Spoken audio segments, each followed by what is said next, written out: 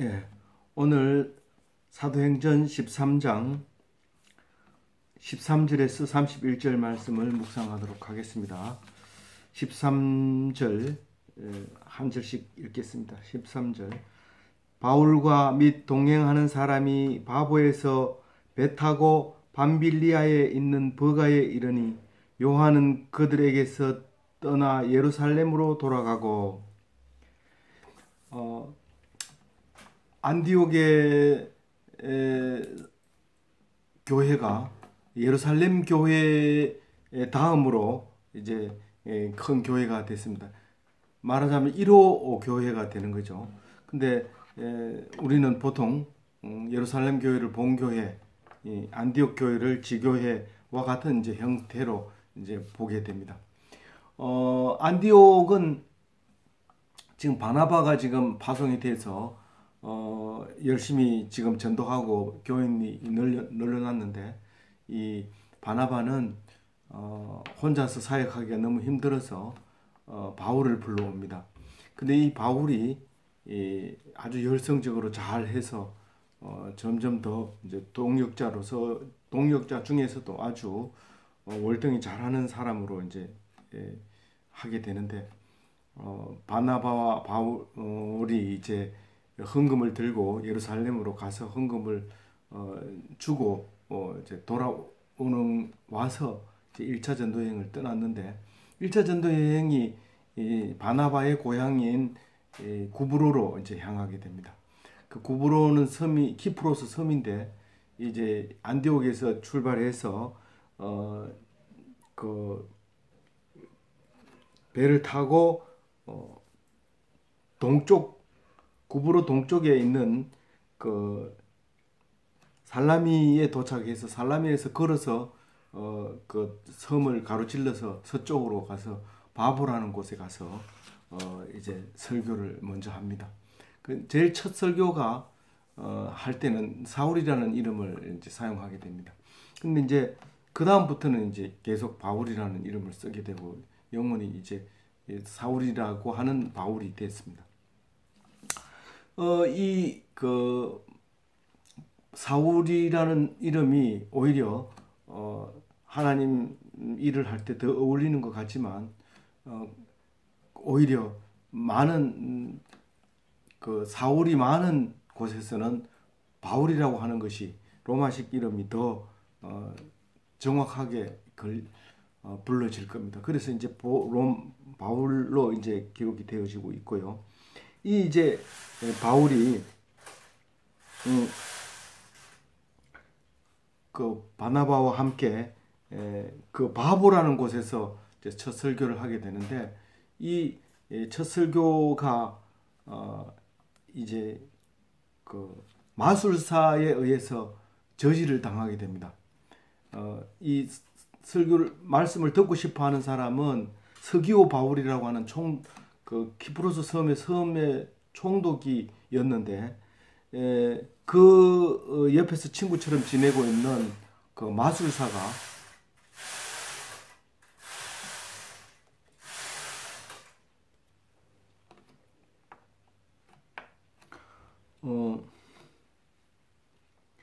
거기서 바보에서 이제 설교를 할 때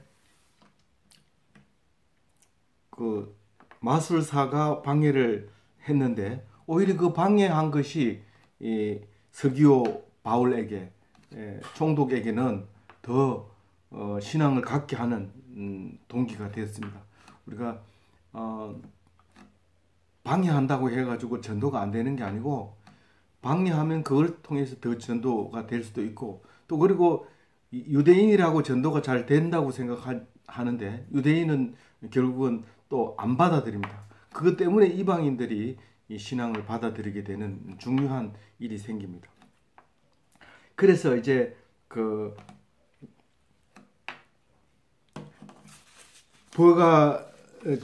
바보에서 이제 전도를 마치고 배를 타고 이제 터키 남쪽 지중해 연안 버가로 이제 배를 타고 건너갑니다. 거기 이 버가에 건너가서 이제 오늘 그 13절에 읽었는 이야기가 그 얘기입니다. 그 버가에 가가지고는 그 데리고 왔던 그 요한이 되돌아가는 이야기를 하고 있습니다. 예루살렘으로 돌아가는데 나중에 이제 이 일 때문에 이 2차 전도 여행 때는 요한을 데리고 가자고 또 그 바나바가 얘기를 하지만 바울은 거절합니다. 아마 그래서 돌아갈 때 바울한테는 얘기 안 하고 바나바한테는 얘기하고 갔어. 다시 말해서 바나바는 그걸 이해하지만 바울은 도저히 용납할 수 없는 어떤 일이었던 게 분명한 것 같습니다. 이 바나바의 생질이기 때문에 누이의 아들이기 때문에 나중에 바울과 결별하고 나서도 그 마가 요한을 데리고 별도로 따로 전도 여행을 간 걸 알 수 있습니다.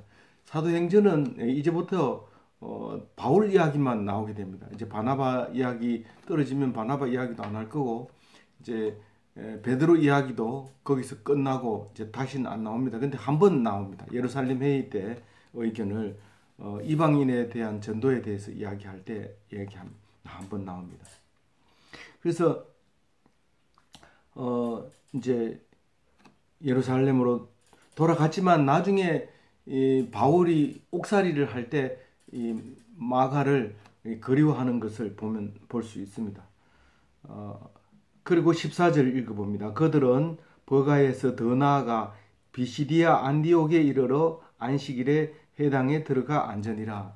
이 비시디아 안디옥 출발은 수리아 안디옥에서 출발했지만 지금 비시디아 안디옥으로 이제 갔습니다. 이 비시디아 안디옥은 터키 내륙 쪽에 있는데 이 내륙 쪽에 있는 안디옥에서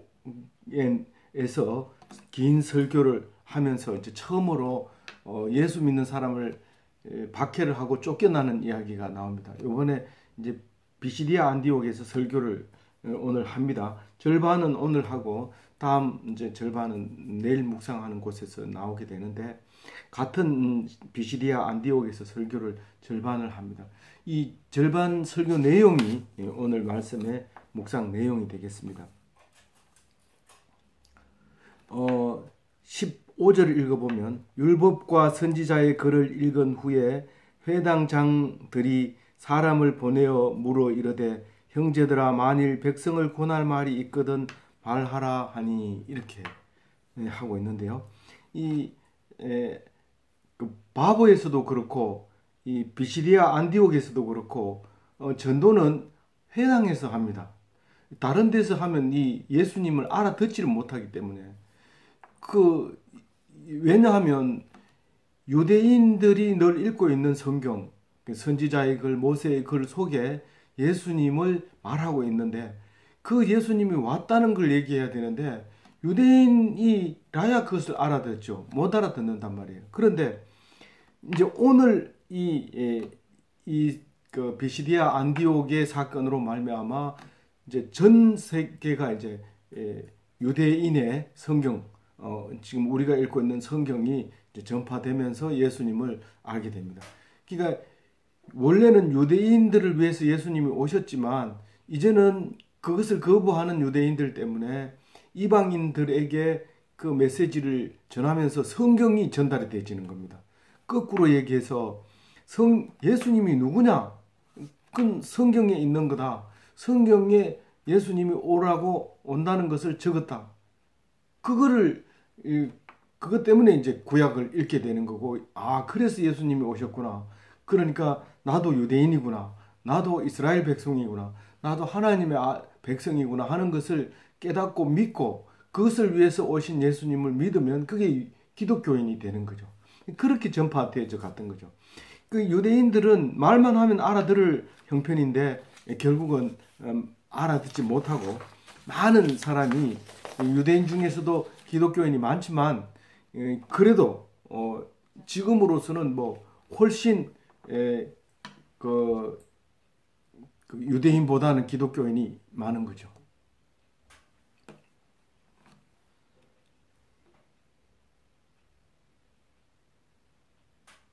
그래서 회당에서 이제 설교를 하는데 그 보통 회당에서는 안식일 날 선지자의 글을 율법서나 선지서를 이제 읽습니다. 그럼 이제 돌아가면서 이번 안식일에는 이 사람이 읽고 다음 안식일에는 이 사람이 읽고 이렇게 해서 한 번씩 읽고 그 말씀을 이제 묵상을 이제 하게 되는 거죠.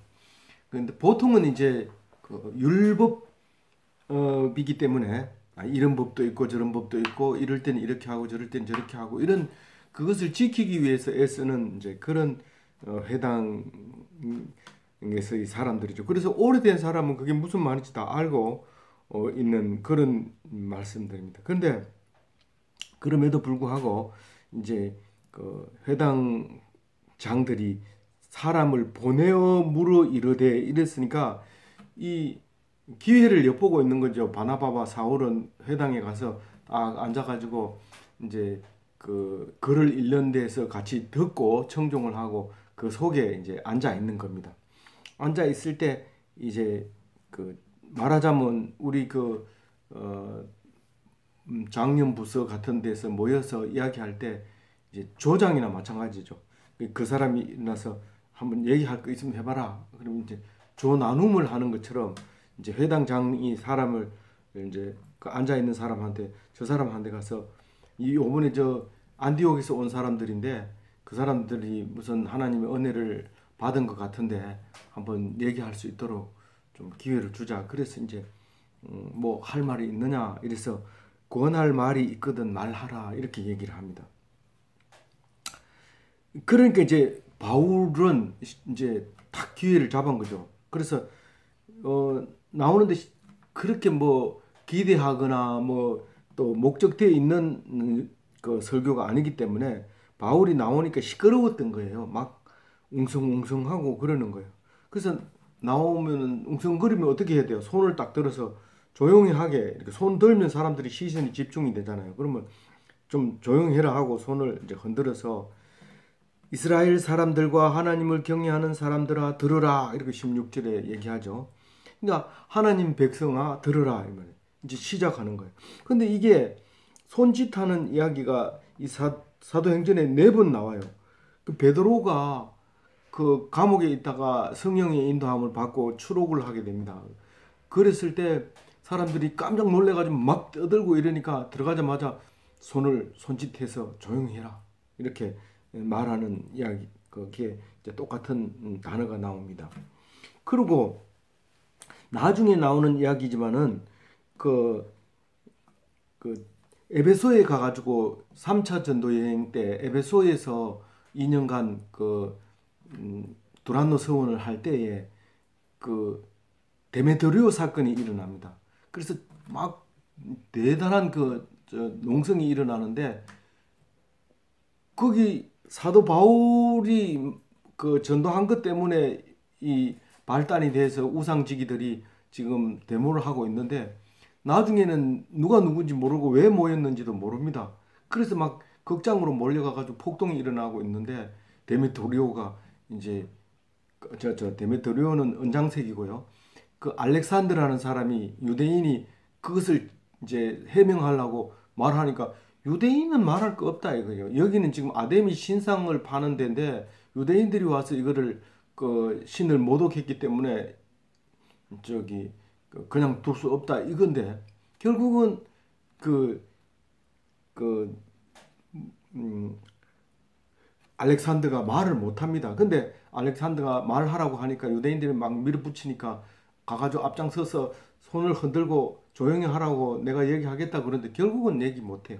그때 이제 손짓하는 이야기가 나오고요.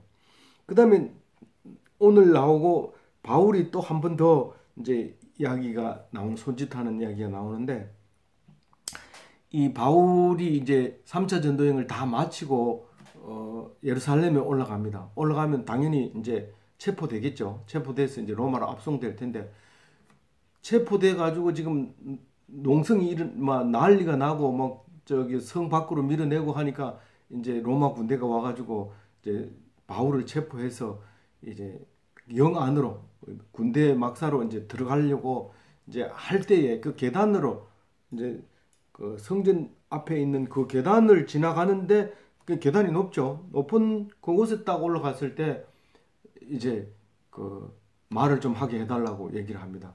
그 군대 이제 천부장에게. 그래서 허락을 얻어요. 백부장에게 허락을 얻어서 말을 할 때 그래도 시끄럽잖아요. 계속 시끄러운데 손을 딱 들고 조용히 하라. 그러면서 이제 설교를 하게 됩니다. 오늘 또 이제 그렇게 뭐 말씀을 들으려고 애를 쓰고 있는 사람이 아니라 뭐 어디서 처음 보는 사람이 와가지고 지금 시끄럽게 하는 것 같은데 그냥 마치면은 좀 시끄러울 것 같고 얘기 한번 들어보자 해가지고 이제 얘기를 할 거 있으면 해봐라 얘기하니까 막 나와서 손 들면서 하나님 백성들아, 이스라엘 백성들아, 유대인들아, 뭐 이렇게 이제 강조하는 거죠. 하나님 백성에게 주는 메시지가 있다. 그 얘기를 하는 거예요. 그 메시지가 바로 이제 예수 그리스도죠. 17절에 이 이스라엘 백성의 하나님이 우리 조상들을 택하시고 애굽 땅에서 나그네 된 그 백성을 높여 큰 권능으로 인도하여 내사. 이스라엘 백성이라고 말하면 아브라함부터 얘기하는 것이 아니라 출애굽했을 때부터 얘기를 하는 겁니다. 항상 사실 이스라엘은 이집트로 들어가기 전에 야곱의 이름이 이스라엘이지만 사실은 이스라엘 백성이 형성된 것은 이집트에서 나올 때 그때부터 이제 신앙이 이스라엘 하나님의 신앙이 이제 그 형성이 되는 거니까 이 사람들이 얘기할 때는 꼭 출애굽부터 이야기를 하게 됩니다. 근데 출애굽은 이스라엘 백성의 하나님이 우리 조상을 택하시고 그러니까 백성이 하나님을 택한 게 아니라 하나님이 백성을 택했다는 사실을 꼭 강조하고요. 그 다음에 나그네 된 종된 사람을 자유하게 해주고 나그네 된 사람을 백성되게 하나님 백성되게 해줬으니까 굉장히 높여서 그렇게 해줬고 그리고 출애굽할 때 그냥 쉽게 너 가고 싶다고 해서 가는 게 아니라 그 엄청난 무리를 강제로 이렇게 쫓아내서 쫓겨나서 그리고 또 하나님이 그렇게 하도록 해서 나왔다는 사실입니다.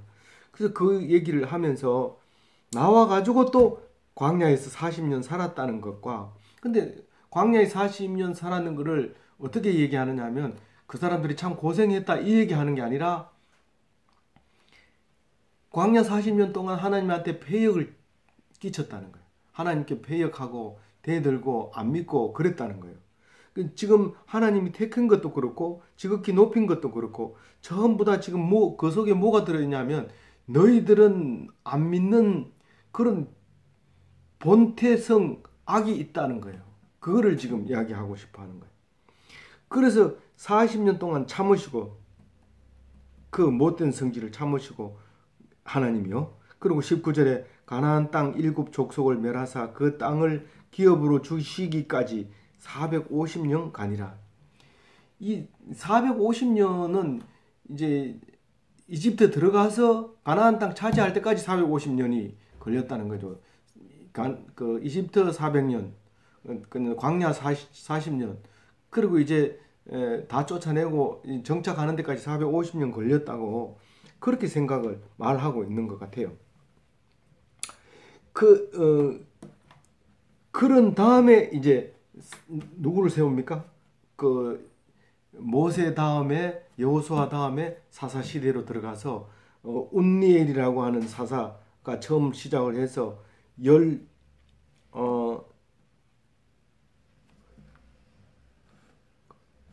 13번째 삼손까지 사사가 있고요. 그 다음에 사무엘이 마지막 사사이면서 선지자이면서 그러면서 이제 14번째가 되는 거죠. 그러면 이제 사울이 왕으로 이제 등극을 하게 되고 사울이 40년, 다윗이 40년 이렇게 또 솔로몬도 나중에 이제 40년 됩니다만 여기 솔로몬 이야기는 안 합니다.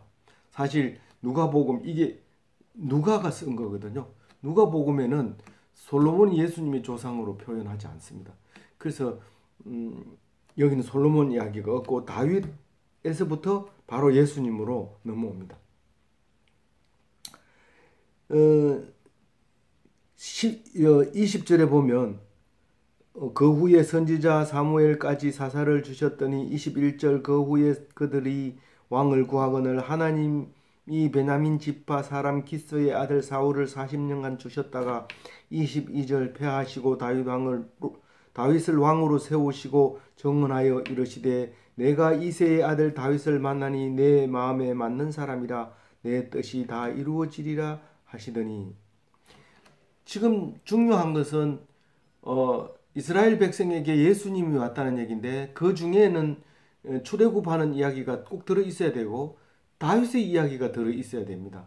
믿음의 조상 아브라함의 후손이라는 것이 들어있어야 되지만 다윗의 믿음에 의해서 예수님이 오셨다는 사실을 얘기해야 되기 때문에 다윗 이야기가 들어가는데, 이 다윗은 이새의 아들이라는 거죠. 그거는 뭐 이 다윗 저희 다윗이 많으니까 지금 분명하게 하려고 이새의 아들이지 이새 자체가 지금 중요한 건 아닙니다.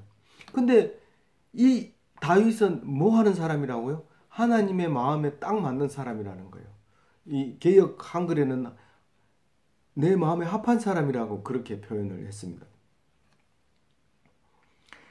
그런데 그 내 마음에 합한 사람이 바로 예수님을 오시게 했다는 이야기를 하시고 싶어 하는 겁니다. 그 23절에 하나님이 약속하신 대로 이 사람의 후손에서 이스라엘을 위하여 구주를 세우셨으니 곧 예수라. 그 중간에 얘기는 이제 할 필요가 없는 거죠. 다윗의 후손에게서 예수가 왔다는 거예요.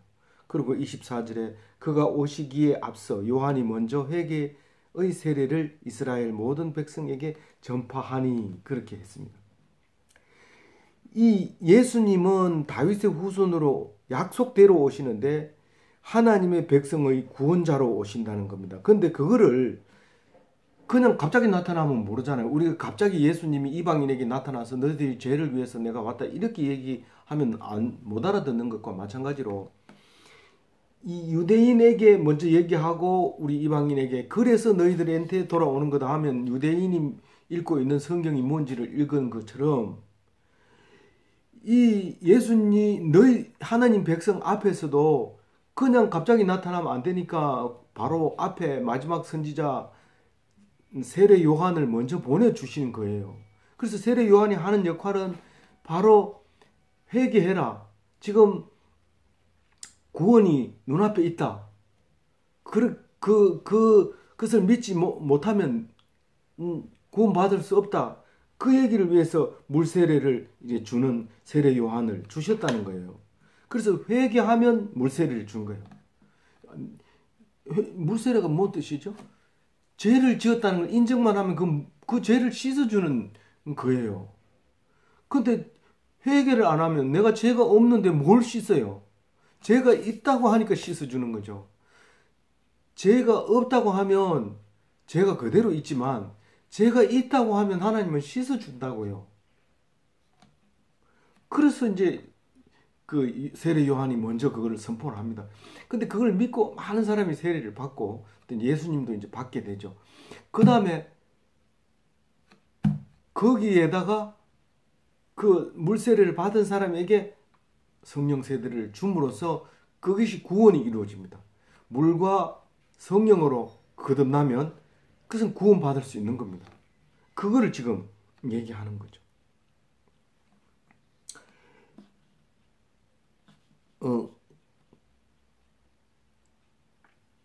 25절에 요한이 그 달려갈 길을 마칠 때에 말하되 너희가 나를 누구로 생각하느냐? 나는 그리스도가 아니라 내 뒤에 오시는 이가 있으니 나는 그 발의 신발끈 풀기도 감당하지 못하리라 하였으니, 신발끈 풀기를 신들매 풀기를 뭐 이렇게 하는데 신발이 지금 신발하고 좀 달랐던 것 같아요. 신을 이렇게 들고 다니기도 하고 신기도 하고 그런데 이제 지금은 신발끈이라고 썼으니까 그것만 생각하도록 하죠.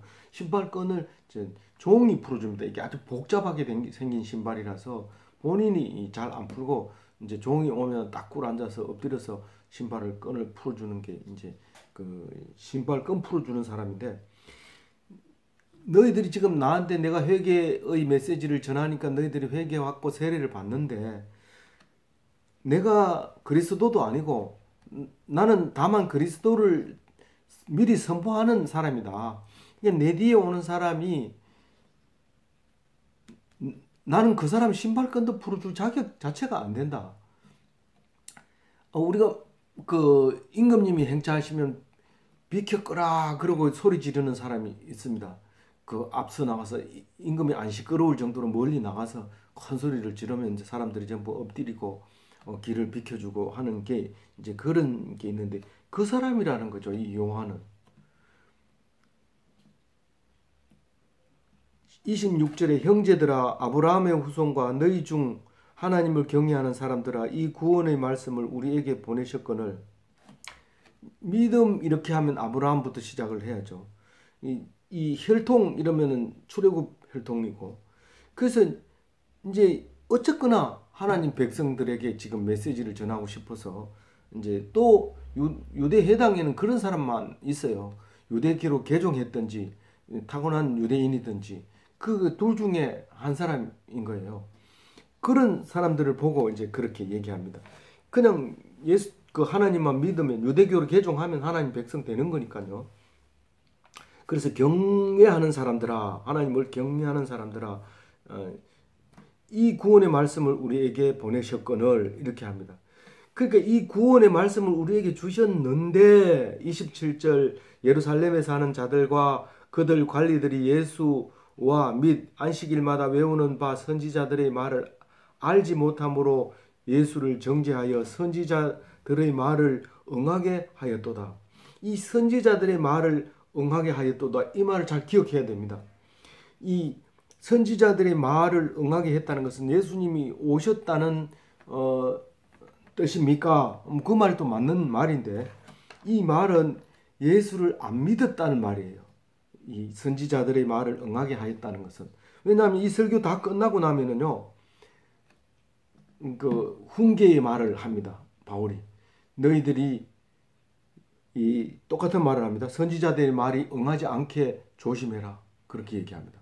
근데 그 다음 주에 가면 떼거리로 모여야 됩니다. 그 회당에 출입할 수 있는 사람은 다 모여서 설교를 들으러 옵니다. 그런데 회당장들은 시기와 분노가 일어나죠. 내 말이 통제가 안 되는 거예요. 뭐 엉뚱한 사람 말을 계속 귀담아 듣고 회당장을 밀어 제껴 뿌리고 그 사람 말을 듣는 거예요. 그러니까 도저히 견딜 수가 없잖아요. 그래서 얘기를 합니다. 그 시기와 질투로 모함을 해서 쫓아냅니다. 그래서 비시디아 안디옥에는 견디지 못하고 쫓겨나갈 때 발에 먼지를 털어버리고 갑니다. 그 얘기가 나올 때 똑같은 말을 합니다. 그러니까 그 사실은 이 이야기를 읽어보면 선지자들의 말을 응하게 했는 것은 예수님이 오신 것 같은데 예수님이 오셔가지고 그냥 십자가에 못 박혀 죽는 것이 아니라 그 사람들이 믿지 않아서 십자가에 못 박혀 죽는 거거든요. 그러니까 얘기의 초점은 십자가에 달려 죽는 게 초점이 아니라 믿지 않는 게 초점입니다. 우리에게 설교를 할 때 은혜를 받는 게 설교가 아니라 믿지 않는 것에 대한 설교에 초점이 되어 있다는 겁니다. 참 은혜되는 설교다. 그거보다는 제가 생각나는 설교가 정말 제대로 된 설교라는 거죠.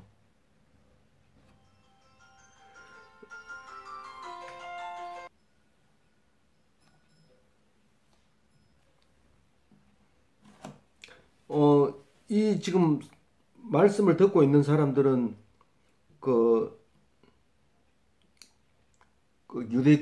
유대인들이지만 사실 예수님을 못 박은 사람들은 예루살렘에 사는 유대인들, 그리고 그들의 관리들, 예수도 알지 못하고 안식일마다 외우는 선지자들의 글, 그러니까 성경도 모르고 예수도 모르는, 그래가지고 결국은 예수를 정죄함으로써 선지자의 말씀에 응하게 됐다는 겁니다.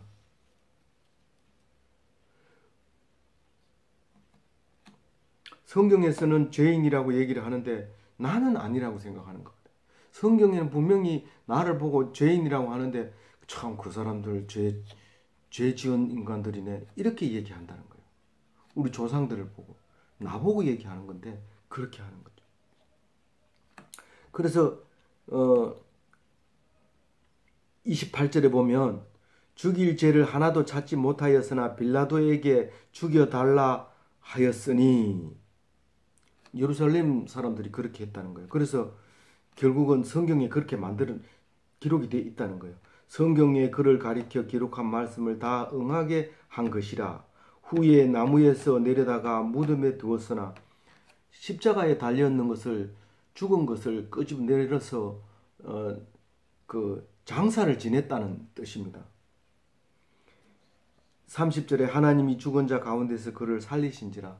죽은 자 가운데라는 것은 장례식을 치려서 이제 땅 속에 들어간 상태에서 땅 속에서 이제 살려냈다는 겁니다. 물론 뭐 파묻은 건 아니지만 그렇게 살아났다는 그 얘기를 하고 있는 거죠. 마지막으로 31절 읽어봅니다. 갈릴리로부터 예루살렘에 함께 올라간 사람들에게 여러 날 보이셨으니 그들이 이제 백성 앞에서 그의 증인이라. 갈릴리로부터 예루살렘에 올라간 사람들이 예수님의 12제자를 얘기하고 있는 거예요. 12제자들을 제가 말했지만 사실은 뭐 마리아나 뭐 이런 사람들이 수많은 사람들이 갈릴리에서 올라갔어요. 그렇게 올라간 사람들에게 여러 날 보였다고 그러는데 사실은 그 1장 3절에 보면 40일간 보였다고 얘기를 하죠. 그리고 갈릴리 사람뿐만 아니라 500여 형제에게 보였다고 또 얘기를 합니다. 나중에 간증할 때는. 그래서 그 살아난 예수님을 본 사람들은 다 예수님의 부활에 대한 증인이다라는 것입니다. 오늘 이제 설교가 계속 이제 이어질 겁니다. 그래서 예수님이 오셨는데 모르고 죽였는데 여러분들은 그렇게 선지자의 글에 응하는 일이 없기를 바랍니다. 그렇게 얘기를 함으로써 많은 사람이 믿는 사람이 있고 많은 사람이 분을 내는 사람이 있고 그렇게 두 패로 갈라지게 됩니다. 그래서 지금 남아있는 그 유대인들은 사실은 성경에 나와 있는 유대인이 아닙니다. 기독교인이 예수님이 오시고 난부터는 이 성경이 전부 우리의 믿음의 조상들의 이야기고 그리고 우리를 말씀하고 있는 겁니다. 우리가 이 빌라도처럼 또 우리가 예루살렘의 유대인처럼 또 그 유대인들을 관리하는 사람들처럼 그렇게 되지 않기를 바랍니다. 믿음이라고 하는 것은 남에게 있는 것이 아니라 남과 상관없이 말씀이 내게 들려졌을 때 하나님의 백성이 되는 겁니다. 아무쪼록 하나님의 백성이 되어서 행복한 삶을 사시기를 주님의 이름으로 축원드립니다.